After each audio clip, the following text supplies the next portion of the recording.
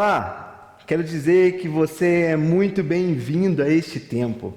Sou muito feliz porque você está acessando este material, você está nos dando a oportunidade de podermos conversar sobre o discipulado e entender o grande papel do discipulado na vida do cristão, o grande papel do discipulado na vida da igreja. E nesse momento, nesse período que nós estamos passando aqui como congregação, como igreja local, a importância que isso tem para a nossa comunidade. Se você não é da nossa comunidade, se você não pertence à nossa igreja e se você tem acessado este material, gostaria de dizer que você também é muito bem-vindo. Por favor, nos dê depois um feedback, nos dê um sinal, fale quem é você e o que este material tem sido feito e o que ele está acontecendo na sua vida e como ele pode ser uma bênção para você.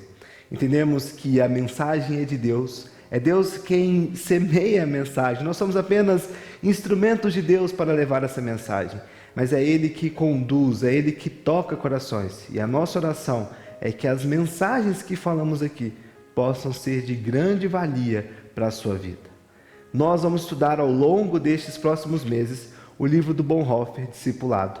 Nós estaremos trafegando ali pelos capítulos deste livro e tentando tirar o que tem de melhor ali que foi escrito e apresentado para nós, para que através do discipulado nós possamos solidificar uma igreja e apresentar uma igreja que glorificará ao nosso Senhor. Para a nossa primeira aula de hoje, nós vamos dividi-la em duas partes. Primeiro estaremos falando sobre a graça preciosa num aspecto de uma introdução, onde vamos abordar temas como conforto, como comunhão e evangelho. Na nossa próxima lição, entraremos mais especificamente no que o Bonhoeffer vai falar sobre graça barata versus graça preciosa. Então, continue com a gente aí, assistindo esse vídeo e o que nós vamos falar como complemento deste material de estudo. Que a graça de Deus te abençoe.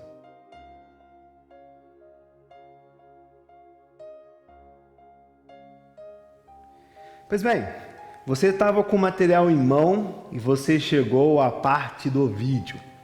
Até então, nós fizemos perguntas como podemos definir a igreja hoje? E eu gostaria de trazer à memória e te endossar essa pergunta. Como você define a igreja hoje? Essa pergunta tem um propósito por estar nesse slide. Ela tem um propósito para poder estar neste material. Nós olhamos na diversidade de igrejas que temos espalhadas por aí afora e podemos ver como é muito fácil, muito prático poder escolher uma igreja. Estamos meio que no modo à la carte de igreja. Nós temos várias possibilidades, igrejas para todos os gostos, igrejas para todas as teologias, igrejas para todos os credos. Como você define a igreja? O que é igreja para você? Eu não vou responder. Gostaria que essa pergunta remoesse sua mente e seu coração e que você trouxesse isso como resposta, inclusive para o decurso desse nosso estudo sobre o que é a igreja. Como a pluralidade de igrejas tem afetado a mensagem do Evangelho. Como essa modalidade à la carte de igrejas tem diluído a mensagem rica e poderosa do Evangelho do Senhor.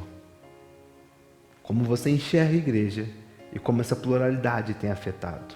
Uma coisa que eu entendo sobre esse afetar dessa pluralidade é como isso tem sido prejudicial à comunhão.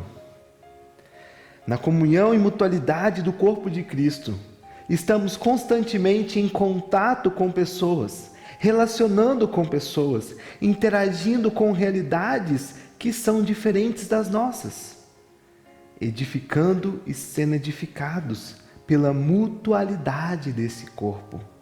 Porém, não estamos querendo a dor do desconforto que esse relacionamento opera em nós.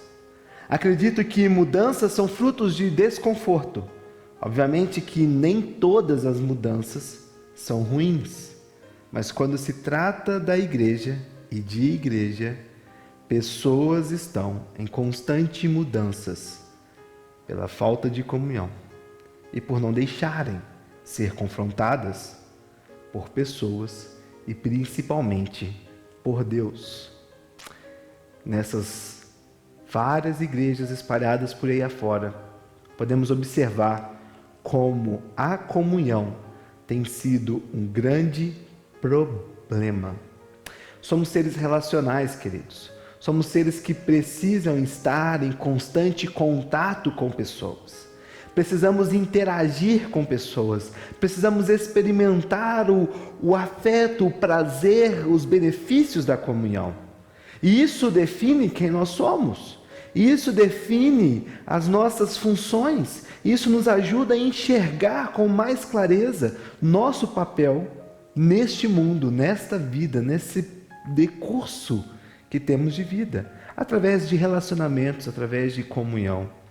Com essa variedade de igrejas espalhadas por aí fora, podemos observar como, até um pouco já mais obsoleto esse termo, mas ainda é forte, os desigrejados. E a pandemia acabou nos colocando na condição de ver como muitos eram desigrejados mesmo estando na igreja, pois nesse retorno para a igreja, alguns têm deixado de priorizar a comunhão do corpo de Cristo. A igreja, obviamente, é mais do que comunhão, mas na comunhão nós experimentamos graça de Deus, comunhão com o Pai e comunhão com pessoas. Comunhão com o Pai e comunhão com pessoas. Nessa comunhão com o Pai e com pessoas, nós somos confrontados. Queridos, o confronto mexe com o nosso conforto.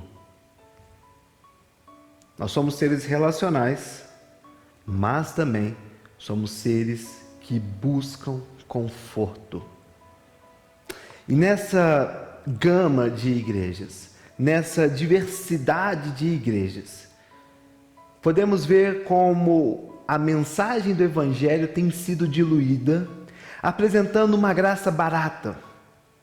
E aí Bonhoeffer vai dizer que a grande diferença é que a graça barata justifica o pecado, ao invés de justificar o pecador. E aqui paira um alerta para nós. Na busca pelo conforto, na fuga da comunhão, as pessoas têm permitido que a graça barata norteie suas vidas ao invés da graça preciosa, porque a graça barata vai justificar os seus pecados. Tá, Tiago, o que você quer dizer com tudo isso? Eu não vou te responder agora. Continua com a gente aqui, continua com a gente, porque o pulo que nós vamos dar agora é para a ideia do conforto. Nessa busca por conforto, nessa necessidade que o ser humano vive em buscar conforto, e inevitável, essa é a nossa condição, sabe? Essa é a nossa condição. Nós buscamos conforto. Isso não é algo ruim. Deixar bem claro aqui, tá? Antes de mais nada, toda negação que eu faço por conforto, eu não estou dizendo que isso é ruim. Não. A busca pelo conforto é boa. E nós vivemos em função do conforto. Por exemplo, nós buscamos conforto para todas as coisas. O fato de estar sentado, talvez agora na sala de sua casa, no sofá, ou na cama, ou assistindo um vídeo, ou interagindo aqui com este material, ou comendo, ou abraçando pessoas, ou trabalhando, ou ganhando dinheiro, ou se movendo.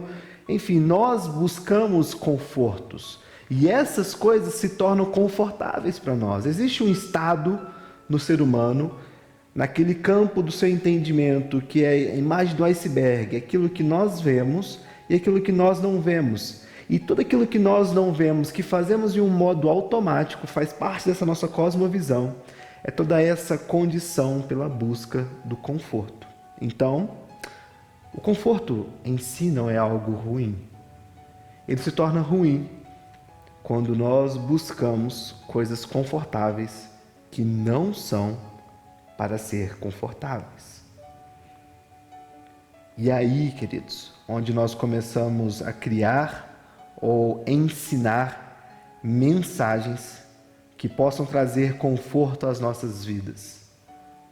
E aí nós olhamos o respaldo, com respaldo para isso, a contextualização, ou não, ou quando olhamos a figura de Jesus, a pessoa de Jesus, e tentamos trazer Jesus como uma resposta para determinados atos, como uma tentativa de justificar.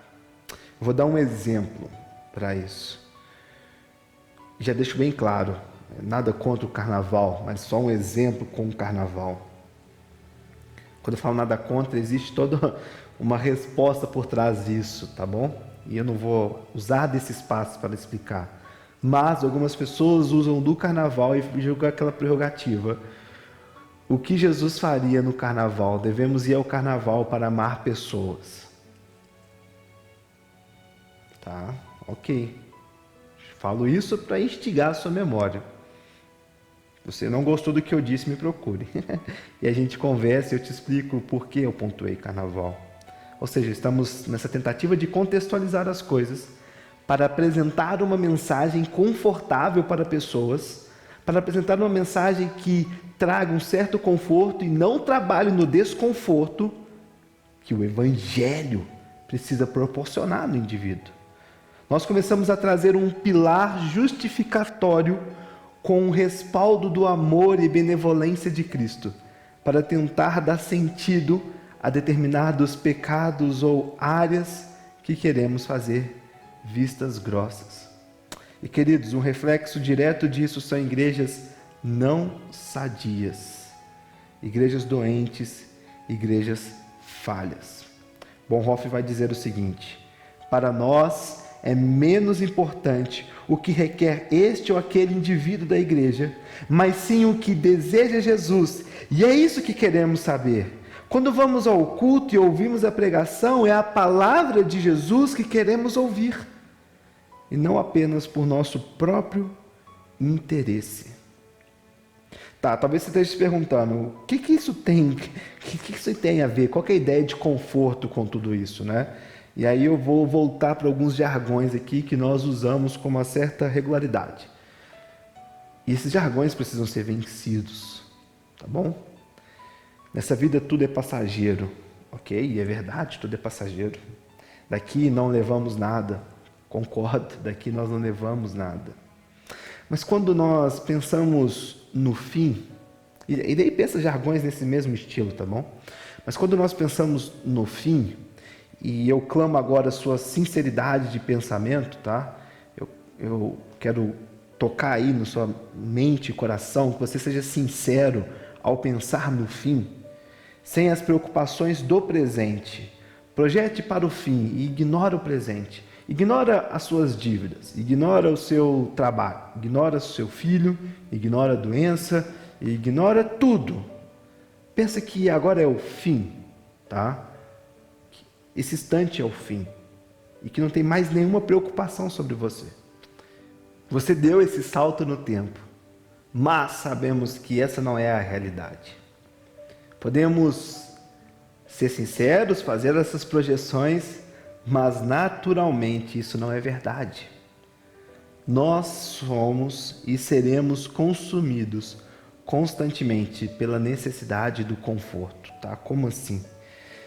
E de novo, tá? Não é algo errado, mas nós buscamos conforto. E aí eu volto ao ponto. Você dá um salto na sua mente, mas no exato momento que você parar de imaginar o fim da vida, você vai entender que o conforto trabalha ainda nessa busca pelo seu presente. Como trabalho, como casa, como legado, como filhos, como família. Enfim, queridos, o que eu estou querendo dizer aqui é que nós, seres mortais, estamos nessa necessidade pela busca por confortos em nossas vidas, mesmo tendo essa projeção de futuro e entendendo que nessa vida nada é passageiro, que quando nós morremos não vamos levar nada daqui. Então, aquele jargão, né? Para que acumular tanto se você morre e não leva nada? A gente às vezes acumula tanto, ou tenta construir algum império, ou tenta construir alguma coisa, pensando no conforto do legado dos nossos filhos. E veja, até nessa tentativa de busca de conforto para aqueles que ficaram, nós estamos buscando conforto para os nossos pensamentos. É isso que eu estou querendo te dizer, tá bom? Que nós buscamos conforto, que nós estamos nesse ímpeto, nessa busca pelo conforto. Conforto não são apenas coisas materiais ou coisas físicas. Na verdade, tudo pode ser conforto, tudo. Até um abraço é um conforto, essa busca pelo abraço. Isso não é errado, é lógico que não. Eu volto de novo a falar, não é errado, tá? Não é. Pelo contrário, é bom e é prazeroso buscar confortos sadios. E isso faz parte da alegria da vida. E até mesmo de desfrutar dessa alegria da vida, dos benefícios do reino de Deus na terra. Esses confortos que nós experimentamos, esses benefícios da boa mão de Deus na terra, operando em nós. Mas pensando na perspectiva finita da vida, na perspectiva temporal, o único conforto que de fato faz total sentido, e na verdade é por ele que vivemos, é por ele que morremos, é o conforto da comunhão. E agora eu quero me permitir poder trafegar aqui alguns pensamentos, e eu quero te convidar a ir por esses pensamentos também. Quando nós estamos na barriga de nossas mães, naquele período de gestação, obviamente que existe um aspecto biológico muito forte, que é a ligação materna entre a mãe e o feto, entre a mãe e o bebê. Mas naquela ligação entre mãe e bebê, existe também um aspecto de comunhão, de relacionamento, onde a mãe está se doando para o bebê. E o bebê começa a sentir conforto, começa a sentir crescimento, começa a se gerar ali dentro daquele ventre, respeitando todo o aspecto da ciência e da biologia, mas trafegando no quesito comunhão, na palavra comunhão. O bebê cresce e desenvolve ali dentro, sendo suprido e nutrido pela comunhão, pelo relacionamento, pelo vínculo que ele tem ligado com a mãe. Tá certo? Quando nasce, aquele vínculo biológico é cortado, mas aquele relacionamento entre mãe e filho, entre pai e filho, entre família, é o que traz sustento para o bebê. É aquilo que tem razão de existência. Se você tira aquele vínculo, aquele relacionamento, vai ser preciso que substitua aquele relacionamento por uns pais adotivos. Mas mesmo assim estamos substituindo relacionamentos. Podemos tratar biologicamente para sustentar o desenvolvimento físico do feto, da criança, mas o relacionamento é o que traz e dá sentido à existência. Tá certo? Nasce, cresce, se afasta, às vezes os pais já morreram ou não tem um relacionamento bom com os pais, enfim. O vínculo foi quebrado. Mas a criança, desde pequena, está em comunhão, aprendendo, crescendo, se desenvolvendo. Esse é o primeiro conforto que tem sentido de existência, que é a comunhão nascendo. E o segundo conforto que tem sentido de existência é quando a vida se acaba. E aí eu dou um salto temporal para a morte. Se nós temos uma comunhão com Deus Criador restaurada, fará total sentido quando a morte vier. Mas se não temos uma comunhão com Deus Criador restaurada, não fará sentido nenhum quando a morte vier, pois não existirá conforto para aqueles que não tiveram suas vidas restauradas.